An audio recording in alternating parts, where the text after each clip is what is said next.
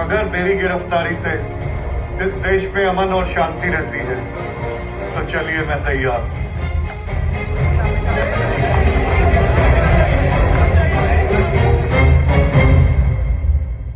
ये मौन व्रत तोड़िए गोलवरकर साहब। गोडसे मान चुका है कि वो आरएसएस का मेंबर था और संघ ने उसे बंदूक चलाना सिखाया है। बस एक सिग्नेचर चाहिए। मान लीजिए ये सब आपके ऑर्डर से हुआ है। गोडसे आज से बहुत वर्ष पूर्व संघ छोड़ चुका है। वो विशुद्ध राजनीति चाहता है और हम संस्कार चाहते हैं। दुनिया ये टेक्निकलिटी नहीं समझेगी। सरकार मान चुकी है कि गंदगी आपके आंगन से आई है। अगर आपने जिम्मेदारी नहीं ली तो हम संघ को जड़ से उखाड़ फेंकेंगे। संघ कोई इमारत नहीं है इंस्पेक्टर, जिसे आप जड़ से उखाड़ फेंकेंगे। यह एक विचार है जो आज भी है और आज से 100 वर्ष बाद के भारत में भी रहेगा। सत्यमेव जयते। योर ऑनर, मैंने जो किया है मुझे अब तक तनिक भी पछतावा नहीं। और एक बात और, मैंने संघ को बहुत पहले ही छोड़ दिया था क्योंकि मुझे राजनीति में सक्रिय होना था।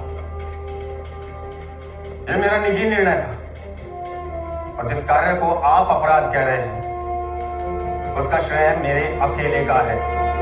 वक्त माज़र, अखंड भारत।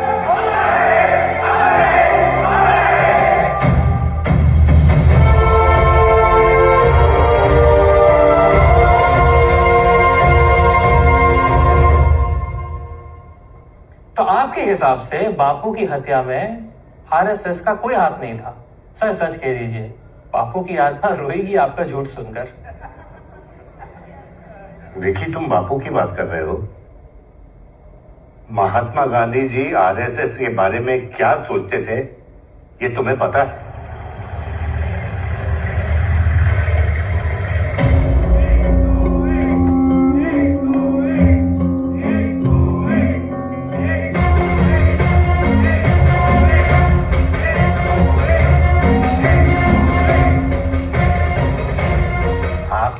स्वयं कांग्रेस ही रहे हैं तो संघ की स्थापना कांग्रेस के साथ मिलकर क्यों नहीं की? अगर ऐसा किया होता तो थोड़ा पुण्य आपके साथ हमें भी मिल जाता। प्रयास किया था डॉक्टर परांजपे के साथ, परंतु सफल नहीं हो पाया। देवी लक्ष्मी के कारण? बात पैसे की तो कभी थी ही नहीं, मतभेद विचारों के थे। मुझे लगा कि राष्ट्र को सिर्फ राजनीति से नहीं, चरित्र से खड़ा करना होगा, क्योंकि बिना चरित्र के आजादी केवल एक खोखली आवाज बनकर रह जाती है। उसकी गूंज तो उठती है परंतु उसमें कोई ताकत नहीं होती। बहुत कठिन मार्ग है। सत्य का मार्ग हमेशा कठिन होता है, आप तो जानते ही हैं बापू।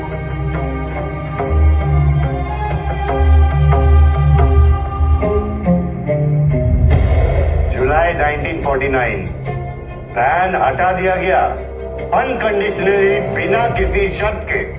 तुम बताओ विकी, क्यों? Answer me. क्योंकि पूरी जांच के बाद भी भारत सरकार ये साबित नहीं कर सकी कि आरएसएस एंटी नेशनलिस्ट है। राइट? Exactly, thank you. तो विकी, एक बार ठंडे दिमाग से सोचो, अगर बैन सच में सही होता तो क्या भारत सरकार बैन हटाती? आरएसएस पे बैन लगना एथिकली और लीगली गलत माना गया था, लेकिन इसके बावजूद आरएसएस ने देशभक्ति दिखाई, हिंसा नहीं अहिंसा का साथ दिया। तो अब तुम बताओ, ये बिहेवियर एंटी नेशनल है या सच्चे नेशनलिस्ट होने की डेफिनेशन? वाह सर, क्या बात। आपके साथ डिबेट करने में बड़ा मजा आएगा सर, पर आप थोड़ा काम डाउन हो सकते हैं सर, क्योंकि जब आप ओवरवर्क हो जाते हैं आप गाल पर तमाचा मार देते हैं। आई मीन टू से just don't shoot the messenger. Okay sir? अरे ये डिबेट विबेट बाहर की सोचे विकी। डिबेट यानी विवाद, भारत विवाद नहीं, संवाद यानी कंस्ट्रक्टिव डिस्कशन, इसमें भरोसा लगता है। मैंने तुम्हें सिखाया है, एक भारतीय की जीव में शास्त्र और शस्त्र दोनों चलते हैं। पहले सवाल के लिए और कुछ क्लैरिफिकेशन चाहिए? नहीं तो दूसरा सवाल पूछो।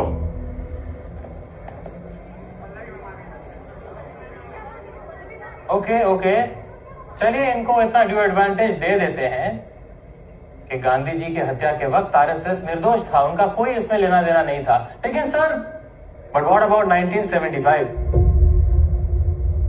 इमरजेंसी? भारत सरकार के आदेश अनुसार सभी समाचार पत्रों तथा पत्रिकाओं को प्रकाशन से पहले अपनी सामग्री की अग्रिम स्वीकृति प्राप्त करना अनिवार्य होगा। क्या गिरीश नाडकर्णी कौन है? चलिए, हम आपको गिरफ्तार करने आए हैं। जब पूरा देश चल रहा है,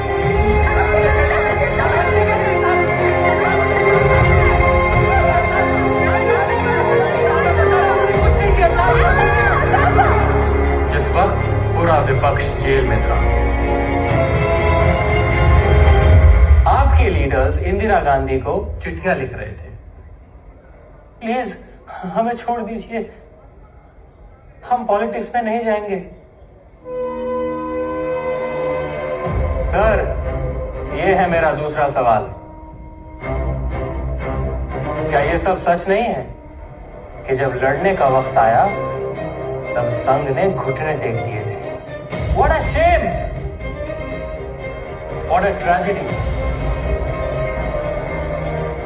तुमने चिट्ठियां पढ़ी हैं विकी, पर उनके पीछे की सोच नहीं। तुझे लगता है वो डर था? अच्छा हुआ छत्रपति शिवाजी महाराज के समय सोशल मीडिया नहीं था, वरना आजकल के सो कॉल्ड लेफ्टिस्ट अगर उस समय होते ना और सुनते कि अफजल खान को मिलने शिवाजी जा रहे हैं, तो हैशटैग बनाते, will Shivaji bend the knee, ये वायरल कर देते। पर विकी, दुश्मन को मारने जब शेर छलांग लगाता है तो वो भी पहले एक कदम पीछे लेता है। उस समय लाखों स्वयंसेवक जेल में थे, उनके परिवार सड़क पर थे, लाचार।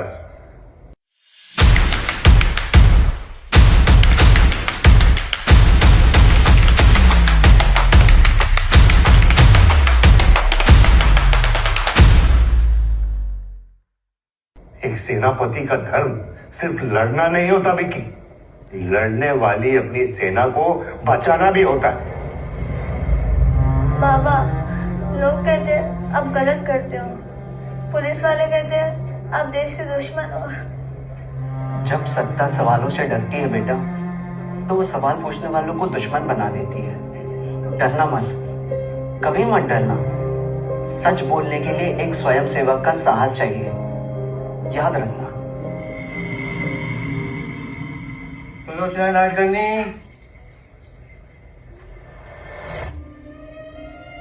आई काय झालं?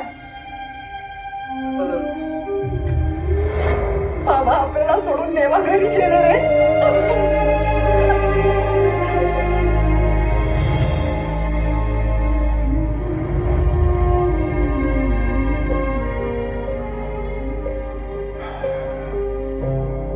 वो रणनीति थी